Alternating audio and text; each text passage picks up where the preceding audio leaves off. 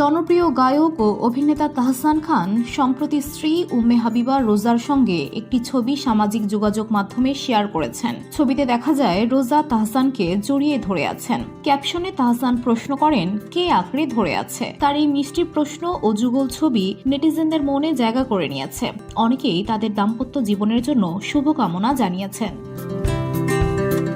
তাহসানের প্রশ্নের জবাব কি রোজা দেবেন না? দিয়েছেন। হাসির ইমোজি দিয়ে নিজের মন্তব্য শুরু করেন রোজা। পরে লিখেন, আমরা দুজনেই দুজনকে আঁকড়ে ধরে আছি এবং এটা একটা সুন্দর মিশ্রণ। তার এই উত্তরেও মুগ্ধ হয়েছেন অনেকে। বসুন্ধরা, উত্তরা, বনশ্রী, কুড়িল ও বাড্ডা সহ রাজধানীর বিভিন্ন স্থানে অভিজাত ও অত্যাধুনিক মানের ফ্ল্যাট কেনার এক নির্ভরযোগ্য প্রতিষ্ঠান প্লেজেন্ট প্রপার্টিজ লিমিটেড। তাই আপনার স্বপ্নের আবাসনের জন্য আজই যোগাযোগ করুন। Pleasant properties limited, where destiny matches eventually।